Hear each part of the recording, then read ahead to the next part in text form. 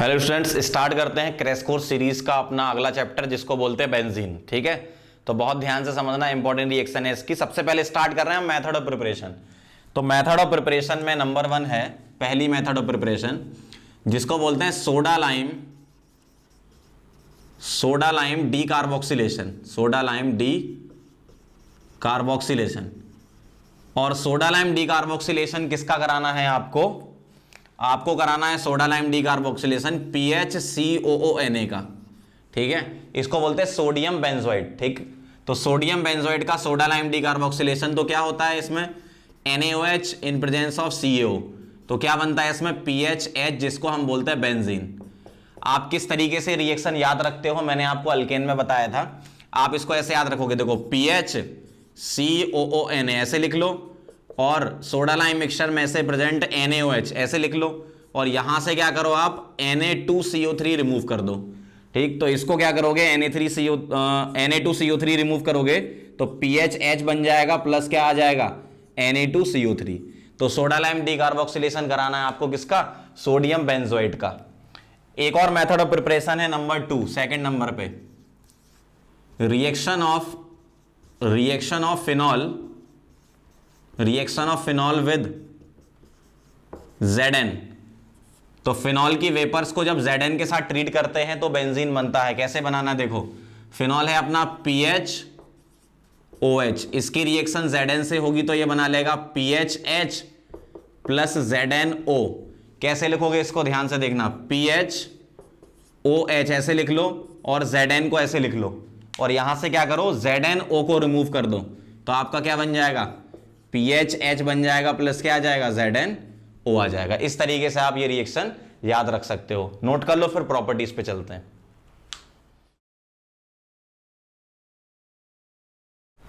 अब हम आगे बढ़ते हैं, अगली रिएक्शन है प्रॉपर्टीज में इलेक्ट्रोफिलिक सब्स्टिट्यूशन रिएक्शन। सबसे ज्यादा इंपॉर्टेंट बेंजीन की रिएक्शन यही होती है, तो बहुत ध्यान से समझना, अपन इसको पूरा डिटेल में पढ़ेंगे। इलेक्ट्रोफिलिक सब्स्टिट्यूशन रिएक्शन में किस किस टाइप के क्वेश्चन नीट और मेन के लेवल के हो सकते हैं वो सारे बताऊंगा मैं आपको। तो स्टार्ट करते हैं। ES इलेक्ट्रोफिलिक एरोमेटिक सब्स्टिट्यूशन बोलते हैं, या फिर कई बुक्स में ESR भी लिखा है इलेक्ट्रोफिलिक सब्स्टिट्यूशन रिएक्शन, या ARSE और SER ऐसे रिप्रेजेंटेशन है इसका।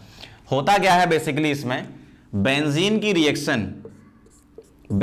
रिएक्शन जब किसी इलेक्ट्रोफाइल से होती है तो इलेक्ट्रोफाइल क्या करता है बेंजीन पर सब्स्टिट्यूट हो जाता है। कैसे, अगर मैं इसका H ऐसे बाहर करके लिख लूं तो H प्लस हटा के क्या लगा दो E प्लस लगा दो तो ये बन जाता है। इसमें मींस क्या होता है, आप इलेक्ट्रोफाइल पता करो, आपको रिएजेंट दिए जाएंगे और बेंजीन पे इसको सब्स्टिट्यूट कर दो। अब ये इलेक्ट्रोफाइल का पता कैसे चलता है, उसके लिए हमें टाइप्स ऑफ ES पढ़ना पड़ेगा। ES के क्या क्या टाइप हैं, देखो सबसे पहला होता है नाइट्रेशन। सबसे पहला इसमें नाइट्रेशन के लिए आपको रिएजेंट क्या क्या मिल सकता है, देखो जरा। पहला रिएजेंट आपको मिल सकता है concentrated HNO3 in presence of concentrated H2SO4। अगर ये नहीं मिलेगा तो इसके अलावा आपको मिल सकता है NO2BF4। ठीक, इसमें ऐसा होता है प्लस माइनस। अगर ये नहीं मिलेगा तो आपको N2O5 भी मिल सकता है जो कि नाइट्रोनियम नाइट्रेट के फॉर्म में एग्जिस्ट करता है।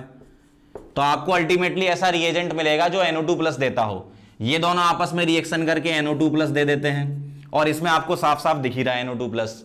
तो आप क्या करोगे, बेंजीन अगर दिया जाएगा तो ये रिएजेंट में से कोई भी आ जाए वो क्या देगा NO2 प्लस देगा और बेंजीन पर H हटा के क्या लगा दोगे NO2, तो ये बना लेगा नाइट्रोबेंजीन।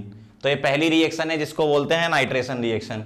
ठीक है, इसी तरीके से दूसरे नंबर पे रिएक्शन आती है हेलोजिनेशन। सेकंड नंबर की रिएक्शन है हेलोजिनेशन रिएक्शन। हमें बेंजीन का हेलोजिनेशन कराना है इन प्रेजेंस ऑफ कैटलिस्ट। तो आपको क्या क्या मिल सकते हैं यहां पर, ये देखो। तो जो रिएजेंट होगा यहां पर, रिएजेंट क्या क्या होंगे वो देखना जरा। रिएजेंट पहला आपको मिलेगा X2 in presence of anhydrous AlCl3। अगर आपको ये नहीं मिला तो इसकी जगह एनहाइड्रस FeCl3 भी मिल सकता है या FeBr3 भी मिल सकता है। तो ये रिएजेंट आप यहां पर यूज कर सकते हो। क्या होगा इसमें, देखो जो X2 कैटलिस्ट के साथ रिएक्ट करके ये देता है आपको X प्लस, तो बेंजीन से क्या करोगे आप, H हटा के क्या लगा दोगे, X लगा दोगे इस तरीके से। तीसरे नंबर पे रिएक्शन होती है सल्फोनेशन। सल्फोनेशन में आपको रिएजेंट क्या मिलता है, इसमें आपको रिएजेंट मिलेगा फ्यूमिंग H2SO4 लिख देंगे, H2SO4। अगर ये नहीं लिखेंगे तो ओलियम लिख देंगे H2S2O7, और ये नहीं लिखेंगे तो सीधे ऐसे भी लिख सकते हैं SO3 और H2SO4, बात बराबर ही है। और ये रिएजेंट क्या करता है, ये आपको SO3 देता है। तो बेंजीन रिंग पर आपको क्या कराना है, SO3 जो इलेक्ट्रोफाइल है यहां पर उसका अटैक कराओगे तो बेंजीन पर SO3 आ जाएगा और वो H कैप्चर करके SO3H बेंजीन सल्फोनिक एसिड बना लेगा। तो ये 3 रिएक्शन हो गई हैं। अब आगे बढ़ते हैं 4th रिएक्शन पे, इसको पहले आप नोट कर लो।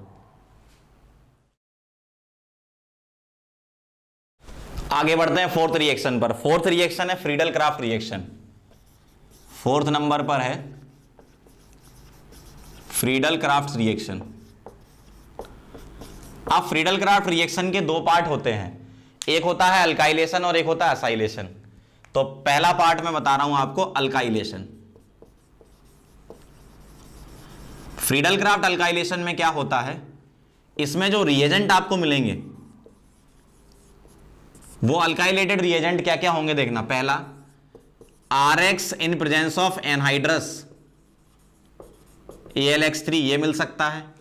अगर ये नहीं मिलेगा तो एल्कोहल के साथ H+ भी दे सकते हैं एसिडिक मीडियम में, क्योंकि ये भी R+ क्रिएट करता है। अगर ये नहीं मिलेगा तो अल्कीन के साथ H+, ये भी कार्बोकेटाइन क्रिएट करता है। मतलब बेसिकली इसमें क्या बनता है, R पॉजिटिव। इसमें जो इलेक्ट्रोफाइल है वो क्या है, R पॉजिटिव। और ये R पॉजिटिव जब बेंजीन से रिएक्ट करता है तो अल्काइलेटेड बेंजीन बनाता है ऐसा। और हमें इसमें एक इंपॉर्टेंट बात ध्यान रखने वाली ये है कि अगर R पॉजिटिव बना तो ये भी चेक करना है रीअरेंज इफ पॉसिबल। अगर रीअरेंजमेंट की पॉसिबिलिटी है, जो कि मैंने आपको अल्कीन में बताया था, हाइड्राइड शिफ्ट, मिथाइल शिफ्ट और रिंग एक्सपांसन अगर हो रहा है तो कराएंगे, उसके बाद ही हम R को जोड़ेंगे। अभी मैं बेसिक रिएक्शन कवर करा रहा हूं, फिर मैं आपको क्वेश्चन करके भी बताऊंगा इसके किस तरीके से हो सकते हैं। तो अल्काइलेशन में रिएजेंट क्या होता है आपका, इनमें से कुछ, और ये क्या देते हैं, सब कार्बोकेटाइन देते हैं, और रीअरेंजमेंट की पॉसिबिलिटी है तो हम कराएंगे। इसका एक और भाई होता है असाइलेशन। असाइलेशन में जो असाइलेटिंग रिएजेंट होता है वो क्या होता है, आपके सामने आपको जो रिएजेंट मिल सकता है वो क्या मिल सकता है, RC+Cl प्लस एनहाइड्रस AlCl3। ठीक है, ये असाइलेटिंग रिएजेंट मिल सकता है। अगर ये नहीं मिलेगा तो RC+ एसिटिक एनहाइड्राइड भी दिया जा सकता है आपको, ये भी असाइलेटिंग रिएजेंट की तरह काम करता है। ठीक, एनहाइड्रस AlCl3। तो ये दोनों ही आपको क्या देते हैं, ये दोनों ही हमें देते हैं इलेक्ट्रोफाइल RC++ पॉजिटिव, ये इलेक्ट्रोफाइल। और अगर ये बेंजीन के साथ रिएक्शन करेगा तो ये बना लेगा एरोमेटिक कीटोन, बना लिया इसने ऐसा। ठीक है, और इसमें कोई भी रीअरेंजमेंट नहीं होगा, ध्यान रखना। क्यों, यहां पर ऑक्सीजन अपना लोन पेयर बैक बॉन्डिंग से इसको स्टेबल करके रखा हुआ है, तो नो रीअरेंजमेंट, इस तरीके से, है ना। तो ये आपकी सारी कवर कर दी अपन ने EAS रिएक्शन। अब हम क्या करेंगे, पहले कुछ क्वेश्चन करेंगे EAS के, डायरेक्ट कैसे आंसर करना है, फिर मैं उसके बाद आपको मैकेनिज्म बताऊंगा कि किस तरीके से ये रिएक्शंस होती हैं।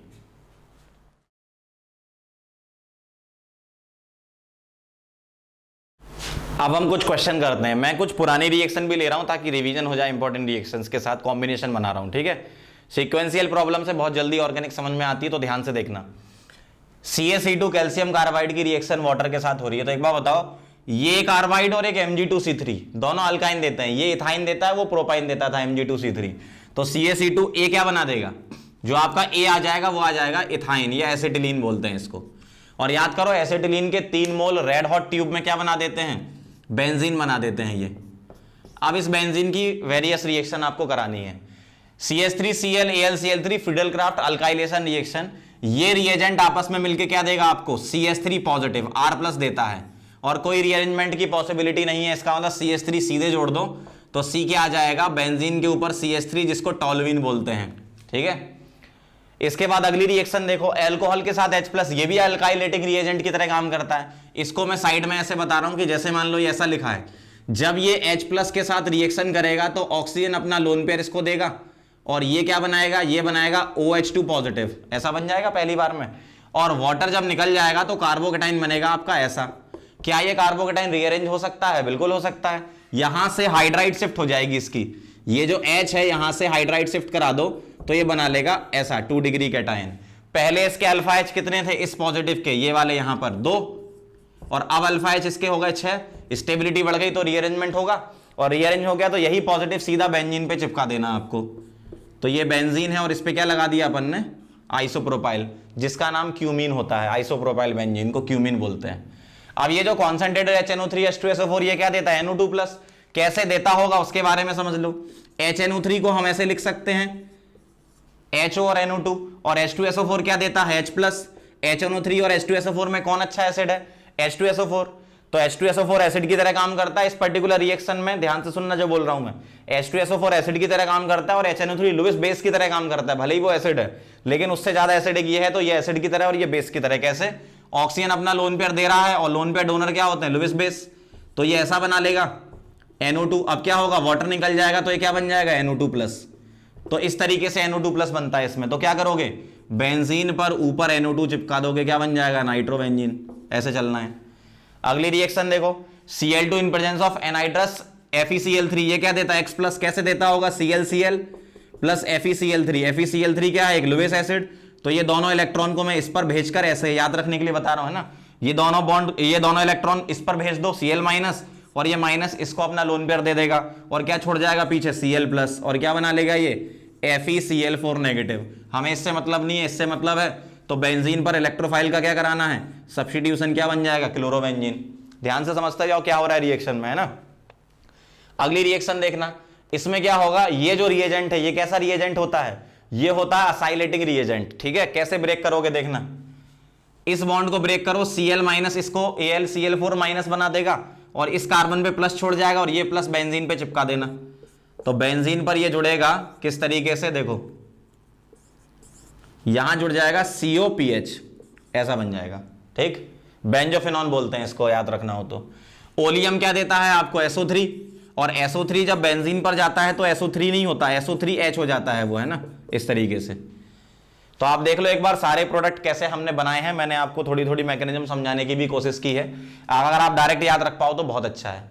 इसको नोट कर लो, फिर अपन बात करते हैं मैकेनिज्म की, किस तरीके से अप्रोच करेंगे अपन। ठीक है, नोट कर लो इसको।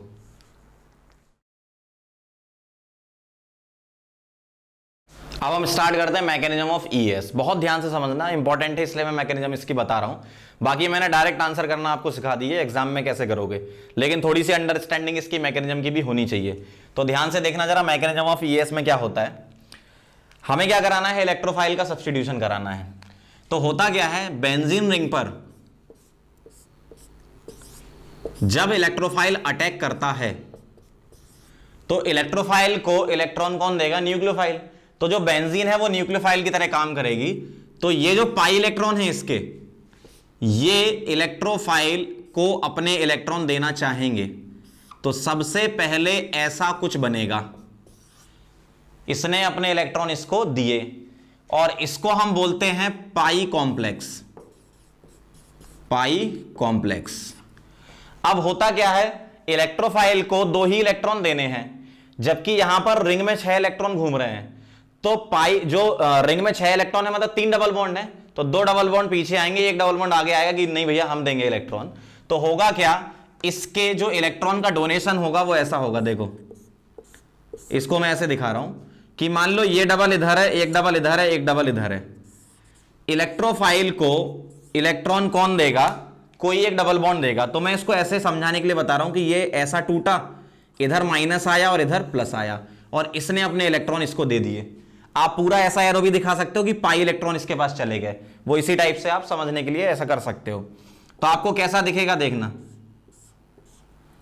डबल डबल, इस पर क्या आ गया, इलेक्ट्रोफाइल आ गया, और इधर क्या आ गया, प्लस आ गया, ऐसा। और इसको बोलते हैं हम सिग्मा कॉम्प्लेक्स। Sigma complex. और सिग्मा कॉम्प्लेक्स जो है वो लेस स्टेबल हो गया। क्यों? क्योंकि ये वाला जो कार्बन है ये क्या हो गया, ये हो गया sp3। कैसे? एक H इसके पास छुपा हुआ रखा था और इलेक्ट्रोफाइल ने अटैक कर दिया। तो अब देखो इस कार्बन ने 4 सिग्मा बना दिए, sp3 हो गया, तो डीलोकलाइजेशन कंप्लीट रिंग का रुक गया। लेकिन ये जो सिग्मा कॉम्प्लेक्स है ये भले ही लेस स्टेबल है, लेकिन अगर कोई पूछे क्या इसमें रेजोनेंस स्टेबिलिटी है, बिल्कुल बोलोगे। अगर मैं इसके रेजोनेटिंग स्ट्रक्चर बनाऊं तो कैसा बनेगा, देखो प्लस सिंगल डबल, इस बॉन्ड को मैं यहां शिफ्ट कर दूं तो आपको ऐसा दिखेगा, इधर डबल, यहां पर EH और इधर प्लस आ गया। क्या और रेजोनेंस हो सकता है? बिल्कुल हो सकता है, ऐसे। तो रेजोनेटिंग स्ट्रक्चर को डबल एरो से बनाते हैं, मैं जैसे मैं बना रहा हूं, है ना, इस तरीके से, यहां प्लस, तो ये रेजोनेंस स्टेबलाइज है। ठीक, तो ये जो सिग्मा कॉम्प्लेक्स है उसके ये रेजोनेटिंग स्ट्रक्चर बना दिए। अगर मैं हाइब्रिड बनाऊंगा, हाइब्रिड, तो हाइब्रिड कैसा दिखेगा? हाइब्रिड इसका दिखेगा इस तरीके से कि बॉन्ड का डीलोकलाइजेशन ऐसे हो रहा है लेकिन यहां पर नहीं हो रहा। तो हम क्या करेंगे, इसका मुंह इस तरफ खोल के ऐसे बनाएंगे। इधर डीलोकलाइजेशन में ये कार्बन काउंट नहीं हो रहा है, पॉजिटिव यहां से चला था इधर पे पहुंच गया, ठीक, यहां पे नहीं आया। तो ये है आपका एक्चुअल में सिग्मा कॉम्प्लेक्स कौन सा है आपका, ये वाला। इसको मैं क्या बोल दूंगा, रेजोनेंस हाइब्रिड। तो अगर आपसे पूछा जाए कि जो कार्बोकेटाइन इंटरमीडिएट बन रहा है क्या वो रेजोनेंस स्टेबलाइज है, तो आपका जवाब होना चाहिए यस। और ये जो कॉम्प्लेक्स है इसको बोलते हैं सिग्मा कॉम्प्लेक्स, इसका नाम है पाई कॉम्प्लेक्स। अब वापस आते रिएक्शन पे। अब यहां पर जो पॉजिटिव चार्ज बना इसको मैं अलग से यहां बना लेता हूं। तो ये जो था अपने पास इंटरमीडिएट E, इधर क्या था H, यहां था प्लस और इधर डबल, ऐसा था। अब होता क्या है, ये है अनस्टेबल, तो ये स्टेबिलिटी गेन करने के लिए प्रोटॉन निकालता है। तो प्रोटॉन H प्लस यहां से हटेगा तो ये दोनों इलेक्ट्रॉन कहां भेज दो, इधर भेज दो। आप समझने के लिए ऐसे भी बोल सकते हो कि ये कार्बन और ये हाइड्रोजन वाले इलेक्ट्रॉन को आप इस कार्बन को दे दो तो यहां माइनस यहां प्लस करके बॉन्ड बना सकते हो, ऐसे भी याद रखने के लिए कर सकते हो। तो आपका क्या बन जाएगा, अल्टीमेटली क्या होना है, बॉन्ड यहां बनना है ये। तो देखो जरा इलेक्ट्रोफाइल का क्या हो गया, सब्स्टिट्यूशन। तो मैं आपको तीन पार्ट में डिवाइड करके भी बोल सकता हूं। पहले क्या, अटैक ऑफ इलेक्ट्रोफाइल, इलेक्ट्रोफाइल का अटैक हुआ, इलेक्ट्रोफाइल के अटैक के बाद क्या होगा, रीअरेंजमेंट वगैरह हो सकता है, मतलब रेजोनेंस स्टेबिलिटी आ सकती है, उससे हमने सिग्मा कॉम्प्लेक्स वगैरह समझ लिया, रेजोनेंस हाइब्रिड समझ लिया, और फिर होगा एब्स्ट्रैक्शन ऑफ प्रोटॉन। ठीक है, अब ये अटैक ऑफ इलेक्ट्रोफाइल से पहले एक स्टेप और बोल सकते हो, जनरेशन ऑफ इलेक्ट्रोफाइल। अगर मैं आपको डिटेल में पूरे स्टेप लिखूं तो ऐसा बोल सकते हो, पहला जनरेशन ऑफ इलेक्ट्रोफाइल पहला स्टेप होगा, उसके बाद दूसरा क्या है, attack of electrophile, attack of electrophile, और तीसरा है removal of proton, removal of proton. तो इन 3 पॉइंट से ही रिलेटेड पूरी मैकेनिज्म ये बनी है। पहले इलेक्ट्रोफाइल जनरेट होगा, फिर वो अटैक करेगा, सिग्मा कॉम्प्लेक्स वगैरह, पाई कॉम्प्लेक्स वगैरह, ये सब इंटरमीडिएट बनेंगे बीच में इसके, और फिर रिमूवल होके वापस एरोमेटिसिटी गेन हो जाएगी। तो पहले क्या था, रिएक्टेंट में एरोमेटिसिटी थी, जो कार्बोकेटाइन बना उसमें एरोमेटिसिटी नहीं है, और फिर प्रोडक्ट जो बना उसमें एरोमेटिसिटी है। तो ये इसकी डिटेल मैकेनिज्म होती है, नोट कर लो, फिर आगे बढ़ते हैं।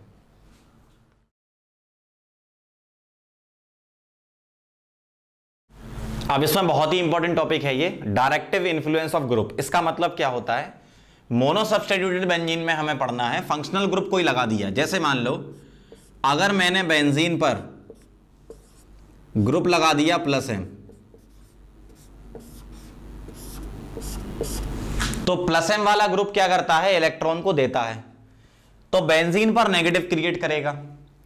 और अगर मैंने यहां पर ग्रुप लगा दिया -M, तो ये खींचता है और ये बेंजीन पर प्लस क्रिएट करता है।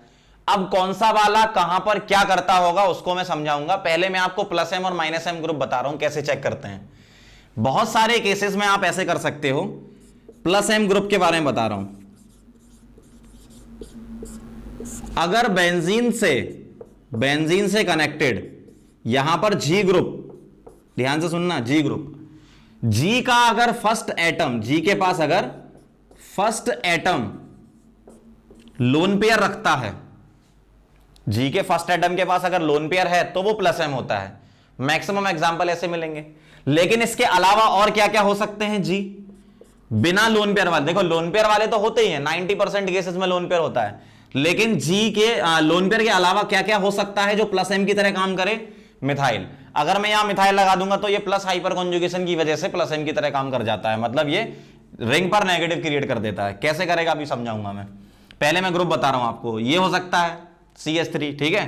तो जो G वाला है वो इसके अलावा क्या लगा सकते हो आप? CH3 या फिर CH2 CH3, अल्काइल ग्रुप भी हो सकते हैं, ये ध्यान रखना। ये हो गए प्लस एम वाले। अगर मैं माइनस एम ग्रुप की बात करूं तो माइनस एम ग्रुप कैसे चेक करोगे? बेंजीन पर लगे हुए ग्रुप के first atom contains pi electron या पाई बॉन्ड, ये ध्यान रखना। अगर बेंजीन पर कोई ग्रुप जुड़ा है, उसके पहले एटम के पास पाई बॉन्ड या पाई इलेक्ट्रॉन हुए, तो वो माइनस एम की तरह काम करता है, ठीक। तो ये माइनस एम की तरह। लेकिन ऐसा होगा कि कभी आपको पाई इलेक्ट्रॉन नहीं मिलेगा, तो वो भी माइनस एम होते हैं। कौन कौन से? जैसे NH3+ हो गया, ठीक, और हेलोजन वाले ये CH3 इस टाइप के हो गए, तो ये माइनस एम की तरह काम करते हैं। तो ध्यान रखना, लोन पेयर वाले प्लस एम मिलेंगे और मिथाइल ध्यान रख लेना। और यहां पर पाई इलेक्ट्रॉन फर्स्ट एटम के पास होना चाहिए, पाई इलेक्ट्रॉन, या फिर उसके अलावा क्या मिलेगा? NH3+ या CH3, ये वाले होते हैं आपके माइनस एम, ठीक है। अब जो ग्रुप है वो मैं कुछ लिख के भी आपको बता देता हूं, ताकि आपको समझ में आ जाए कि ये जो मैंने बात बोली है वो आपके दिमाग में घुसनी चाहिए। जैसे अगर आपके सामने लिखा है OH, बताओ ये क्या है? प्लस एम है कि माइनस एम है? क्या इसके पास लोन पेयर है? अच्छा, ये बॉन्ड छोड़ने का मतलब क्या है? इसके लेफ्ट साइड बेंजीन की रिंग जुड़ी है, तो लोन पेयर अगर है, फर्स्ट एटम यही हो गया, लोन पेयर है, तो सीधा बोलो प्लस एम, ऐसा। अगला देखो OCH3, बताओ क्या है? प्लस एम या माइनस एम? पहले एटम के पास लोन पेयर है, मतलब प्लस एम। NO2, बताओ क्या है? Minus M. क्यों? नाइट्रोजन के पास पाई इलेक्ट्रॉन है, आप ऐसे भी बना सकते हो इसको, ऐसा। इसके पास लोन पेयर नहीं है, पाई इलेक्ट्रॉन है, तो ये क्या हो गया? Minus M. और बताओ C डबल बॉन्ड OH, क्या है? प्लस एम है कि माइनस एम है? कार्बन के पास क्या आ रहा है? पाई इलेक्ट्रॉन, मतलब minus M. CH2 CH2 CH3, बोलो क्या है? इस कार्बन के पास ना तो लोन पेयर है ना पाई है, लेकिन मैंने बताया था अल्काइल वाला, तो क्या होता है? Plus M. हाँ, और बताना। NH C double bond CH3, बोलो प्लस एम है कि माइनस एम है? फर्स्ट एटम बॉन्ड से जुड़ा हुआ फर्स्ट, क्योंकि यह बेंजीन है। नाइट्रोजन के पास लोन पेयर, यहां से मतलब नहीं, आप बोलो सर इसमें तो पाई इलेक्ट्रॉन भी है, ऐसे नहीं मत कर देना, गलत हो जाएगा। नाइट्रोजन के पास क्या है? लोन पेयर, लोन पेयर है तो क्या हो जाएगा? प्लस एम, ऐसा। अगला बताना, C डबल बॉन्ड NH2, बोलो क्या है? कार्बन के पास क्या है? Pi electron. आप बोलो सर नाइट्रोजन के पास लोन पेयर, ये इससे मतलब नहीं है, पहले एटम से मतलब है। तो इसके पास क्या है? पाई इलेक्ट्रॉन, मतलब क्या हो गया? Minus M. OC double bond CH3, बताओ जरा क्या है? अब तो समझ गए होगे। इसके पास लोन पेयर है, मतलब plus M. C double bond OCH3, इसके पास क्या है? पाई इलेक्ट्रॉन है, मतलब माइनस एम, इस तरीके से। अच्छा, अगला बताना, N डबल बॉन्ड O, अब तो फंस गए। अब क्या होगा? लोन पेयर भी है, पाई भी है, दोनों होंगे, दोनों होंगे। प्लस एम भी होगा एंड माइनस एम भी होगा। जब जिसको जैसी जरूरत वैसा काम करेगा ये, ठीक है। तो ये एक इंपॉर्टेंट ध्यान रखना। इस जैसा एक और है, S डबल बॉन्ड CH3, ये भी दोनों होंगे, लोन पेयर भी है और पाई इलेक्ट्रॉन भी है, plus M and minus M. Even benzene भी प्लस एम माइनस एम दोनों दिखाती है, अल्कीन भी प्लस एम माइनस एम दोनों दिखाती है। उसको बोलते हैं इंड्यूस्ड प्लस एम या इंड्यूस्ड माइनस एम, मतलब जब जरूरत पड़ी प्लस एम की तरह काम कर जाएगा, जब जरूरत पड़ी माइनस एम की तरह काम कर जाएगा। तो इलेक्ट्रोफिलिक एरोमेटिक सब्स्टिट्यूशन में कौन आता है बेंजीन के पास? इलेक्ट्रोफाइल। तो ये जो ग्रुप है ये किसकी तरह काम करेंगे? किसकी तरह काम करेंगे? प्लस एम की तरह। ऐसे ध्यान रखना है, होते दोनों हैं लेकिन इस रिएक्शन में प्लस एम की तरह काम करेंगे ये। तो इस तरीके से हम प्लस एम और माइनस एम के बारे में लिखते हैं। तो मैंने आपको क्या बताया, ग्रुप कैसे पहचानोगे, कौन सा प्लस एम और कौन सा माइनस एम। अब अगर बेंजीन पे कोई ग्रुप पहले से लगा है, कोई सा इनमें से लगा है, तो इलेक्ट्रोफाइल जब इसके सामने खड़ा होगा तो ये पूछेगा कि कहां जाना है, तो वो ग्रुप बताएगा इसको। भाई इलेक्ट्रोफाइल बेंजीन की तरफ देखेगा कि कहां आना है, तो बेंजीन बोलेगा मुझे तो नहीं पता, ऊपर वाले ग्रुप से पूछते हैं। तो ऊपर वाला जो ग्रुप लगा हुआ होगा, बेंजीन पे जो ग्रुप लगा होगा, वो डिसाइड करेगा कि इलेक्ट्रोफाइल को कहां बुलाना है। तो वो मैं बता रहा हूं आपको कैसे पता करोगे प्लस एम और माइनस एम से। तो पहले ये नोट कर लो।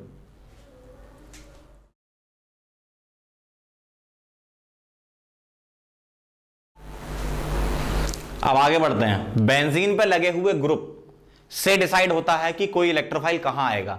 तो प्लस एम वाले को ऑर्थोपैरा डायरेक्टिंग और माइनस एम को मेटा डायरेक्टिंग बोलते हैं। ऐसा क्यों? तो प्लस एम वाले क्या करते हैं देखना, मैं एक एग्जांपल ले रहा हूं। बेंजीन पर अगर लगा हुआ है OH ग्रुप, मतलब प्लस एम ग्रुप। अब आप तो समझ गए प्लस एम माइनस एम क्या है। तो जरा इसके रेजोनेटिंग स्ट्रक्चर बना के देखते हैं क्या हो रहा है। तो ऑक्सीजन के पास लोन पेयर है, lone pair single double, resonance होगा। Lone pair converted to bond pair, bond pair converted to lone pair. तो आपको कैसा दिखेगा? आपको दिखेगा ऐसा। ध्यान से देखते जाना, प्लस इधर माइनस और ऐसा। अब ये नेगेटिव, फिर से नेगेटिव मतलब लोन पेयर है इसके पास, lone pair converted to bond pair, bond pair converted to lone pair. तो अब आपको ऐसा दिखेगा, यहां माइनस, ऐसा। फिर से लोन पेयर है तो lone pair converted to bond pair, bond pair converted to lone pair. अब आपको ऐसा दिखेगा, यहां माइनस OH प्लस, फिर lone pair converted to bond pair, bond pair converted to lone pair. तो फाइनल स्ट्रक्चर आपको ऐसा दिखेगा। बेंजीन के अंदर के बॉन्ड घूम चुके होंगे, सिंगल बन गया होगा डबल, डबल सिंगल। देख लो, चेक कर लो एक बार। तो ऐसा क्या हुआ? OH ग्रुप ने ऐसा क्या कर दिया? OH ग्रुप ने ऑर्थो और पैरा पर चार्ज क्रिएट कर दिया। अब ये ऑर्थो पैरा क्या है? OH के रिस्पेक्ट में ये ऑर्थो होता है, ये दोनों मेटा होते हैं और ये पैरा होते हैं। आप ध्यान से रेजोनेटिंग स्ट्रक्चर देखो, नेगेटिव कहां कहां पर क्रिएट हुआ? Ortho, para, ortho. मतलब जब कोई इलेक्ट्रोफाइल आएगा जो कि गरीब है, इलेक्ट्रॉन के लिए तो घूम रहा है ये, तो जब कोई इलेक्ट्रोफाइल आएगा तो ये इलेक्ट्रॉन रिच साइट हो गई। तो इलेक्ट्रॉन रिच साइड अपना लोन पेयर डोनेट कर देंगी, किसको? इलेक्ट्रोफाइल को। मींस जो भी ग्रुप यहां पे लगा है, अगर वो प्लस एम है तो वो हमेशा ऐसा ही काम करेगा। तो इलेक्ट्रोफाइल को कहां भेजेगा? ऑर्थो और पैरा पर भेजेगा। इसका मतलब अगर मैं कोई भी प्लस एम वाले ग्रुप की ओवरऑल रिएक्शन लिखूं, जो आप डायरेक्ट ध्यान रखोगे, ये तो मैं समझा रहा था कैसे होता है। अगर यहां कोई प्लस एम ग्रुप लगा है और आपके सामने यहां इलेक्ट्रोफाइल लिखा है, तो इसके दो पॉसिबल प्रोडक्ट होते हैं। प्लस एम ग्रुप के रिस्पेक्ट में ऑर्थो पोजीशन पर इलेक्ट्रोफाइल जाएगा और पैरा पोजीशन पर इलेक्ट्रोफाइल जाएगा। अब कौन सा मेजर कौन सा माइनर, वो पर्टिकुलर चैप्टर में इसकी रिएक्शन हम पढ़ेंगे, तब बात करेंगे। अभी सिर्फ अपन ये समझ रहे हैं कि what is ortho para directing and what is Meta directing, है ना। तो प्लस एम वाला ग्रुप क्या करता है? इलेक्ट्रोफाइल को ऑर्थो और पैरा पर भेजता है। माइनस एम क्या करता होगा? Meta directing. कैसे? देखो जरा, मैं एक एग्जांपल ले रहा हूं। यहां पे लगा है NO2, N double bond O minus और यहां प्लस। तो अब यहां पर क्या करता है? इलेक्ट्रॉन खींचता। क्यों? इसके इस नाइट्रोजन के पास तो लोन पेयर है नहीं ना, तो ये नाइट्रोजन का लोन पेयर है ही नहीं कुछ, तो रिंग में कैसे जाएगा? तो रिंग से इलेक्ट्रॉन खींचेगा। ये कैसे? देखना जरा, ये बॉन्ड पेयर कन्वर्ट होगा बॉन्ड पेयर में और ये बॉन्ड पेयर लोन पेयर में, ऐसा। तो पहला जो रेजोनेटिंग स्ट्रक्चर बन के दिखेगा वो ऐसा दिखेगा। पॉजिटिव यहां आ गया डबल N, O माइनस, इस तरीके से, और यहां रिंग में ऐसा था। ध्यान से देखना। फिर से रेजोनेंस हो सकता है, डबल बॉन्ड कन्वर्ट होगा, इधर bond pair is converted to bond pair. Carbocation में इसी टाइप से बनाते हैं। तो आपका पॉजिटिव यहां आ गया, double double double O minus और O माइनस। अच्छा, N पे तो प्लस रहेगा, 4 बॉन्ड बना रहा है, ऐसा दिखेगा। अब ये बॉन्ड पेयर फिर से कन्वर्ट होगा इसमें, सही है। तो क्या होगा अगला स्ट्रक्चर? यहां प्लस, इधर डबल, ऐसा। N पे प्लस, O माइनस और O माइनस। एक बार और ऐसा होगा, bond pair converted to bond pair, और ये लोन पेयर बॉन्ड पेयर में कन्वर्ट हो जाएगा। तो अब आपको कैसा दिखने वाला है? ऐसा दिखने वाला है, देखो ये। तो क्या हुआ? ऑब्जर्व करो क्या हो रहा है। जो माइनस एम वाला ग्रुप है उसने ऑर्थो पर, देखो ऑर्थो पर और पैरा पर क्या क्रिएट कर दिया, पॉजिटिव चार्ज। तो जो इलेक्ट्रोफाइल खड़ा था, आने के लिए तैयार था कि मुझे कहां जाना है, तो वो NO2 से पूछेगा तो NO2 बोलेगा भैया हमने ऑर्थो और पैरा पर प्लस क्रिएट करके रख दिया है, अब तुम कहां जाओगे, तो बोलेगा हम मेटा पे जाएंगे। क्यों, ऑर्थो पैरा पे पहले से डेफिशिएंसी है, मेटा पर डेफिशिएंसी नहीं है। तो अगर मैं ओवरऑल इसका -m का प्रोडक्ट लिखूं इलेक्ट्रोफाइल के लिए, तो मेटा वाली मोर रिच पोजीशन है कंपैरिजन टू ऑर्थो पैरा, तो मेटा पर इलेक्ट्रोफाइल जाएगा। अब कोई से भी मेटा पर भेज लो, मेटा 2 होती है ना, चाहे आप इधर भेजो सेम ही है, मतलब एक ही प्रोडक्ट बनेगा। मींस जो +m ग्रुप होते हैं उस पर अगर इलेक्ट्रोफाइल आया तो 2 प्रोडक्ट बनाएगा, और -m होते हैं तो 1 प्रोडक्ट बनाएगा। इसको नोट कर लो, फिर मैं इसके एग्जांपल आपको बताता हूं कुछ।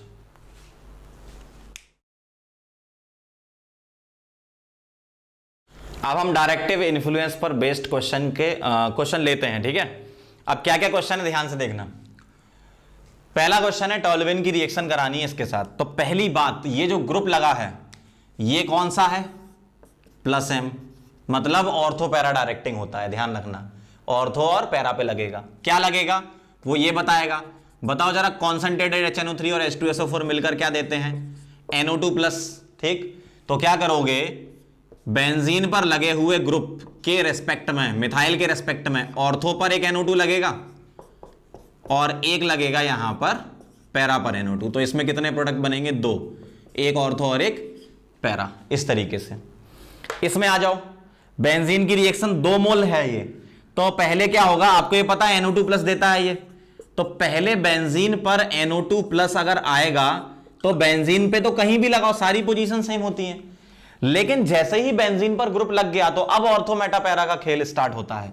तो अब जब दोबारा NO2+ को इसके पास लाओगे तो ये इससे पूछेगा कि कहां जाना है, ये बोलेगा भैया हम तो -m हैं, तुम्हें कहां जाना होगा, मेटा पर, मतलब मेटा डायरेक्टिंग।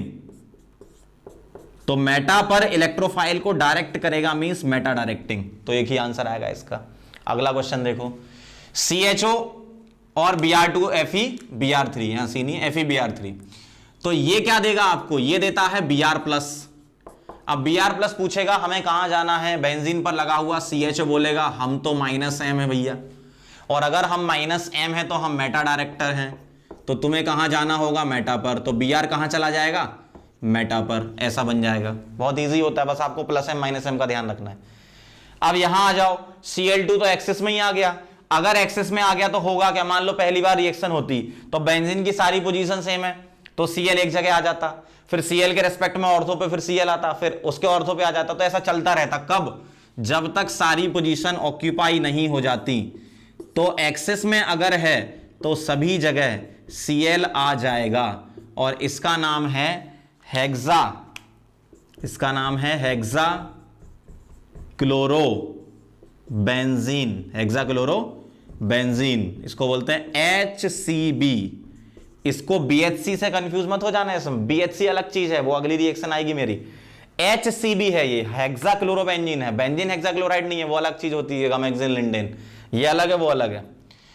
तो इस तरीके से अपन डायरेक्टिव इन्फ्लुएंस के क्वेश्चन करते हैं। आई होप आपको समझ में आ गई होगी ये रिएक्शन। नोट कर लो, फिर कुछ एडिशन रिएक्शन बेंजीन की समझते हैं।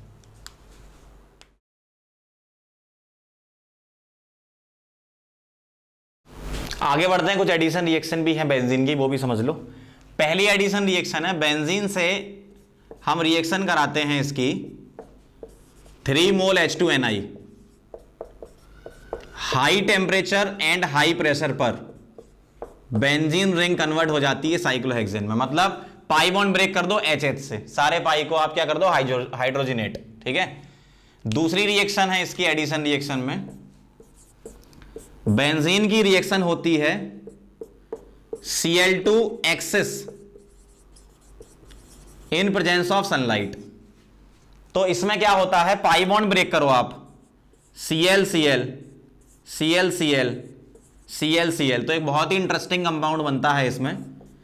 हर एक कार्बन पर Cl Cl लगा दो ऐसा, और इस कंपाउंड से रिलेटेड इंफॉर्मेशन दे दूं। इसका नाम लिख रहा हूं यहां पर, इसका नाम होता है benzene hexachloride, benzene hexa chloride, और भी नाम होते हैं इसके, इसको बोलते हैं गामा BHC। ध्यान रखना इसका नाम है बेंजीन हेक्साक्लोराइड, इसमें बेंजीन नहीं है, साइक्लोहेक्सेन है ये बेंजीन से डेराइव हुआ इसलिए इसको बोलते हैं बेंजीन हेक्साक्लोराइड, गामा BHC। या फिर गामा 666 बोलते हैं क्योंकि इसमें कार्बन भी 6 हैं, हाइड्रोजन भी 6 हैं और Cl भी 6 हैं, ठीक है, गामा 666। और लिंडेन भी बोलते हैं और गमेक्सेन भी बोलते हैं, और ये इंसेक्टिसाइड होता है बेटर देन DDT, है ना, ध्यान रखना। ये इसमें एक आइसोमर में क्वेश्चन आता है कि इसके कितने आइसोमर होते हैं, तो टोटल 8 आइसोमर इसके बनते हैं, ध्यान रखना। तो नोट कर लो इसको, फिर अपन कुछ प्रैक्टिस कर लेते हैं बेंजीन चैप्टर की।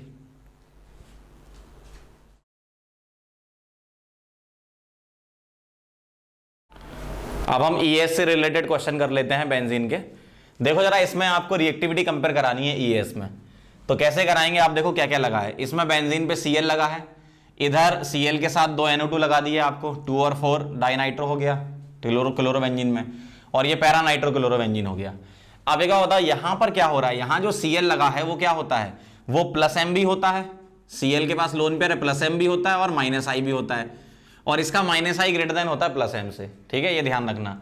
यहां पर क्या हुआ, NO2 आ गए, NO2 तो -M हो जाता है, तो यहां पे 2 NO2 लगे हैं, तो 2 -M लगे हैं, तो -M क्या करता है, आपको मैंने बताया था रेजोनेटिंग स्ट्रक्चर बना के, जो भी -M वाले ग्रुप हैं वो अपनी तरफ इलेक्ट्रॉन खींच के रिंग पे प्लस क्रिएट करते हैं, जबकि +M वाला लोन पेयर देता है, रिंग पर माइनस क्रिएट करता है। तो इलेक्ट्रोफाइल को कौन अच्छे से बुलाना चाहेगा, ऑर्थो पैरा डायरेक्टिंग, +M वाले, -M वाले तो बुलाना नहीं चाहेंगे। तो आप देखो यहां पर 2 -M लगा दिए, यहां पर एक -M लगा हुआ है, ठीक है। इसका मतलब है कि पहले वाली की रिएक्टिविटी, ये 1 लिखा है ना, तो 1 की रिएक्टिविटी सबसे ज्यादा होगी, फिर एक NO2 और फिर 2 NO2 वाला आएगा, तो 1 के बाद क्या आएगा 3 और उसके बाद क्या आएगा 2। यहां पर एक ही -M लगा है, यहां पर 2 -M लगे हैं, ठीक है, ध्यान रखना। सेकंड क्वेश्चन देखो, इसमें बेंजीन पर लगा दिया CH3 टॉल्विन हो गया, यहां पर पैरा पर NO2 लगा दिया और यहां दोनों जगह NO2 आ गए। यहां पर कोई भी -M नहीं है, यहां पर एक NO2 का -M, यहां पर 2 NO2 का -M आ रहा है। इसका मतलब हम क्या बोल देंगे, 1 की रिएक्टिविटी ज्यादा, फिर उसके बाद 2 वाले की और फिर उसके बाद 3 वाले की, ठीक है। अगला C वाला देखो, बेंजीन के ऊपर CH3 तो टॉल्विन हो गया, ये मेटा डाइनाइट्रोबेंजीन हो गया और ये बेंजीन हो गया। तो टॉल्विन क्या होता है, +M+I होता है, तो 1 की रिएक्टिविटी सबसे ज्यादा होगी। उसके बाद न्यूट्रल वाला, ठीक है, 3 नंबर पे, और फिर ये क्या आएगा -M वाला, ठीक है। तो एक NO2 का -M लगेगा यहां पर ऊपर वाले से, और इधर से इस वाले का NO2 का -M लगेगा। तो 1 के बाद 3, 3 के बाद क्या आएगा 2। इस वाले में जरा ध्यान देना, देखने से ऐसा लगता है कि इसका +M है, बिल्कुल सही लगता है, और -I भी है, लेकिन -I ग्रेटर देन +M होता, अभी बताया मैंने थोड़ी देर पहले। तो ये क्या करता है, ये ऑर्थो पैरा पर डायरेक्ट तो करता है इलेक्ट्रोफाइल को, लेकिन रिएक्टिविटी कम कर देता है ड्यू टू स्ट्रॉन्ग -I। तो इसमें रिएक्टिविटी का ऑर्डर ये होना चाहिए। तो इस तरीके से अपन कंपेयर कराते हैं रिएक्टिविटी ES में। नोट कर लो, फिर इसके और क्वेश्चन करते हैं अपन। आगे बढ़ते हैं अगले क्वेश्चन पे। देखो अगला क्वेश्चन है आपका, आपको ऑर्थोजाइलीन का ओजोनोलिसिस कराना, रिडक्टिव वाला। आपको पता है डबल बॉन्ड को ब्रेक करते हैं अपन, अल्कीन में पढ़ाया था मैंने। तो जरा ध्यान देना, ये जो रिंग बनी हुई है ना अंदर, इसका मतलब अल्टरनेट डबल होता है। तो जब मैं इसके लिए बॉन्ड बनाऊंगा तो एक बार ऐसे बना दूंगा, ठीक, और एक बार इसके बॉन्ड ऐसे बनेंगे।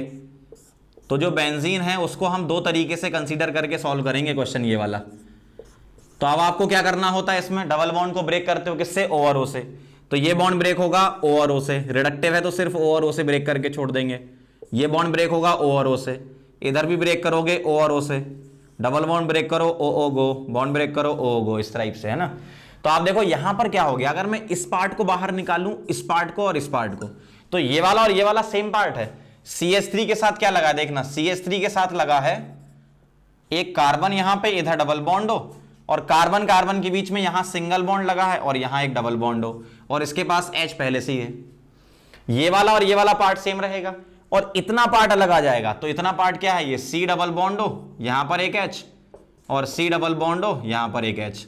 इसको बोलते हैं अपन मिथाइल ग्लायोक्सल। ये है अपना ग्लायोक्सल, ठीक। अगर मैं इसको ब्रेक करूं तो देखना, ये वाला और ये वाला सेम पार्ट है ग्लायोक्सल, और इधर अलग कर दो ये वाला पार्ट, तो ये क्या बनेगा, देखो CH3, C के साथ डबल बॉन्ड हो, सी के साथ यहां डबल बॉन्ड और इधर CH3, इसका नाम है डाई मिथाइल ग्लाइऑक्सल, डाई मिथाइल ग्लाइऑक्सल।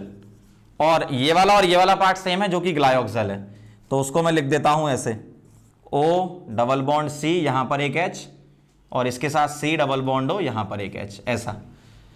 तो ये ग्लाइऑक्सल बना, मिथाइल ग्लाइऑक्सल और डाई मिथाइल ग्लाइऑक्सल। तो इसमें अगर टाइप ऑफ प्रोडक्ट आपसे पूछे तो 3 आएंगे, कौन कौन से?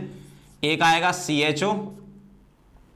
CHO ग्लाइऑक्सल, एक आएगा CH3 CO मिथाइल ग्लाइऑक्सल, और एक आएगा CH3 CO और फिर CH3 डाइमिथाइल ग्लाइऑक्सल। इस तरीके से नोट कर लो, फिर अगले क्वेश्चन पे चलते हैं।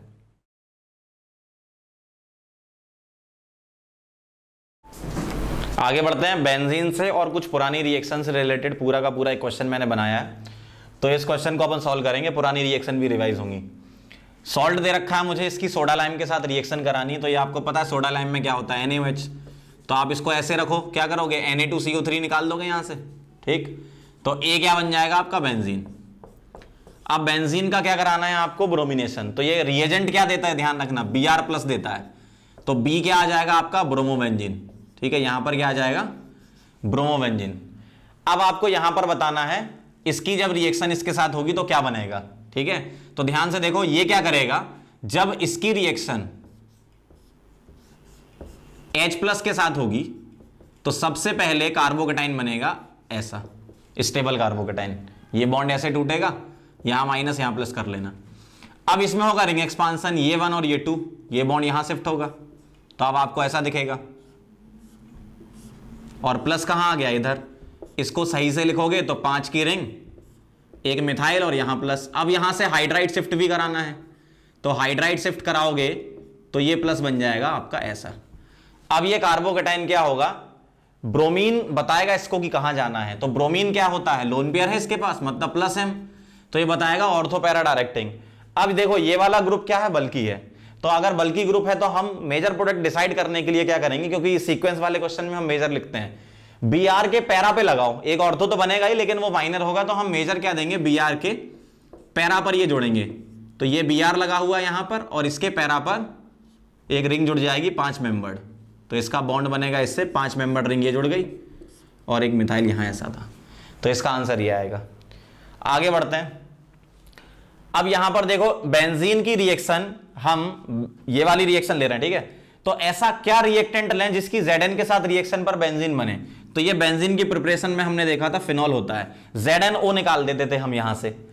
अब मेटल के साथ एसिड, ये एसिड की तरह काम करेगा, मेटल के साथ एसिड क्या बना लेगा, सॉल्ट, तो PHO- और K+ बनेगा, और PHO- K+ क्या करेगा, इस एल्काइल हैलाइड पर ये एल्कोहलिक KOH जैसा काम कर जाएगा। मतलब क्या होगा, डिहाइड्रोहेलोजिनेशन E2 मैकेनिज्म होगी, और ये 3 डिग्री एल्काइल हैलाइड है, तो क्या होगा यहां पर इसके रेस्पेक्ट में ये अल्फा और ये तीनों बीटा सेम है, तो कोई भी एक बीटा ले लो। तो बीटा से ये O- इस बीटा से H निकाल लेगा, और अल्फा से Cl, तो आपका जो डबल बॉन्ड आ जाएगा वो ऐसा आ जाएगा, आइसोब्यूटीन बन जाएगा आपका। अब H2Ni से वापस आना, रिएक्शन उल्टी लिखी है, उल्टा ध्यान देना। तो ऐसा क्या लें जिसके H2Ni से ये बन जाए, ठीक है, ऐसा क्या लें जिसके H2Ni से ये बन जाए। तो मेरे ख्याल से एरो को सीधा करना पड़ेगा, क्योंकि अल्कीन नहीं बनता इसमें, हमें अल्कीन बनाना है ऐसा, ठीक है। तो एरो सीधा कर लेना। तो यहां से मेरे पास अल्कीन बना, तो अल्कीन की हमें H2Ni के साथ रिएक्शन करानी है, तो अल्कीन की जब H2Ni से करेंगे तो पाई बॉन्ड ब्रेक होगा किससे, H और H से, तो ये बन जाएगा आपका आइसोब्यूटेन, G वाला ऐसा। अब जब आइसोब्यूटेन बन गया तो अब उल्टा एरो है आपका यहां पर। अब ऐसा कोई इसका ही आइसोमर बताओ जिसके आइसोमराइजेशन से, क्योंकि रिएक्टेंट ये आइसोमराइजेशन का है, आइसोमराइजेशन से क्या बन जाए, आइसोब्यूटीन, आइसोब्यूटेन। तो क्या होना चाहिए, ये नॉर्मल ब्यूटेन, तभी तो इसका आइसोमर बनेगा आइसोब्यूटेन। अब हमें बताना है कि किसके इलेक्ट्रोलिसिस से ये बने। तो आप देखो इलेक्ट्रोलिसिस में याद करो कपलिंग रिएक्शन होती है, मान लो RCOO सोडियम सॉल्ट है तो Na ले लो, इसका अगर मैं इलेक्ट्रोलिसिस कराऊं तो बॉन्ड ब्रेक करते थे, रेडिकल रेडिकल बनाते थे, और ये 2 मोल क्या होते थे, कंबाइन, ऐसे ही होता था। तो क्या बनेगा, R ऐसा बनेगा। तो आप क्या करो, इसको 2 पार्ट में डिवाइड कर लो, 4 कार्बन है तो 2-2 कार्बन का सॉल्ट बना दो। तो कैसा सॉल्ट दिखेगा आपको, I बना रहा हूं मैं, CH3 CH2 COONA। अब आप सीधा सीधा चेक कर लो कैसे, ये बॉन्ड रेडिकली ब्रेक करो और इसका ही रेडिकल इससे कंबाइन कराओगे, ब्यूटेन बन जाएगा आपका। इधर चलते हैं, इधर क्या हो रहा है देखो, एक ही रिएक्शन हो रही है CH3Cl एनहाइड्रस AlCl3 से, मतलब ये कौन सी रिएक्शन है, फिडलक्राफ्ट अल्काइलेशन। तो ये रिएजेंट क्या देता है आपका R+, तो CH3+ देगा ये। तो हम क्या करेंगे, यहां पर लगा देंगे CH3, तो ये क्या बन गया, टोल्यूइन। टोल्यूइन की रिएक्शन होगी कॉन्सेंट्रेटेड HNO3 एक्सेस में है यहां पर, तो मुझे नाइट्रेशन करना है लेकिन एक्सेस में करना है, तो ये बताएगा CH3 कैसा ग्रुप है, CH3 +M वाला ग्रुप है, ऑर्थो और पैरा पे लगा दो, अगर एक्सेस में तो सभी जगह लगेगा। तो K क्या बन जाएगा आपका, ये ऐसा बन जाएगा, CH3 यहां आ जाएगा, इधर NO2, इधर NO2 और इधर NO2, तो ये क्या बना लिया इसने, ट्राई नाइट्रो टोल्यूइन। TNT क्या होता है, एक्सप्लोजिव होता है। ठीक है, तो देख लो एक बार सारे क्वेश्चन ध्यान से, क्योंकि बहुत सारे पीछे का भी रिवीजन मैंने आपको करवा दिया है। तो बेंजीन चैप्टर में इतना ही है, बाकी आगे के चैप्टर अपन आगे के लेक्चर्स में कवर करेंगे, नोट कर लीजिए इसको।